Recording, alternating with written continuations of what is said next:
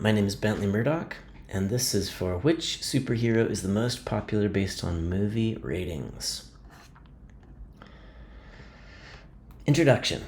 Okay, everyone, grab your popcorn and get ready for a superhero movie marathon unlike any other. Today, we're going to analyze some box office data to find out which superhero is the most popular based on movie ratings. What is a one-way ANOVA? To do this analysis, we're going to use a special statistical technique called one-way ANOVA. Now, I know what you're thinking. Ugh, statistics, so boring. But don't worry, I'll explain it in a way even Captain America could understand. Key concepts. So what exactly is a one-way ANOVA? In simple terms, it allows us to compare data from different groups to see if there are any significant differences. In our movie analysis, the groups will be Spider-Man, Batman, and Iron Man films. We'll look at the average rating for each superhero's movies. How it works. Now, here's where the superhero teamwork comes in. ANOVA calculates something called the F ratio. This tells us how much the group means and how much the group means differ from each other relative to random chance. If the F ratio is high, it means the differences are too big to be due to luck.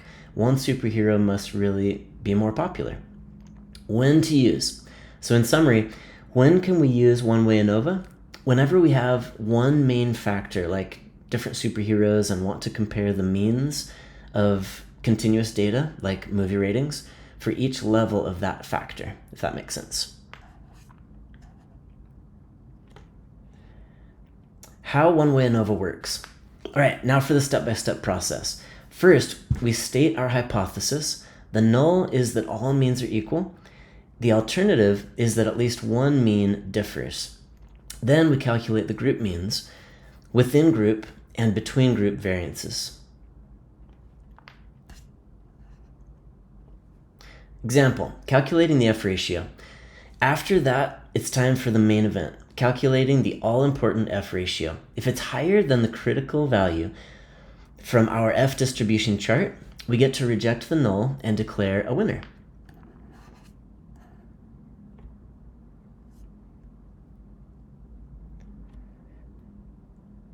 Okay. Calculating within group variance allows us within the group to calculate that variance for each group and the average of variances for the groups as follows.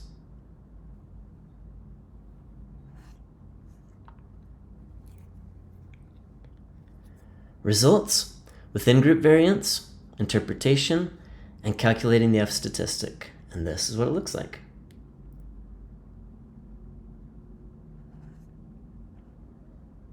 Degrees of freedom, and this is the breakdown.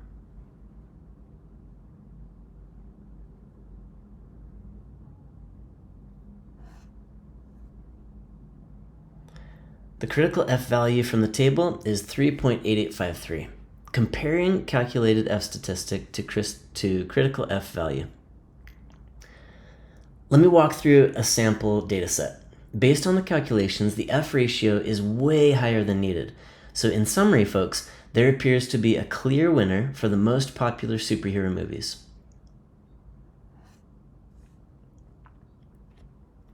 Conclusion.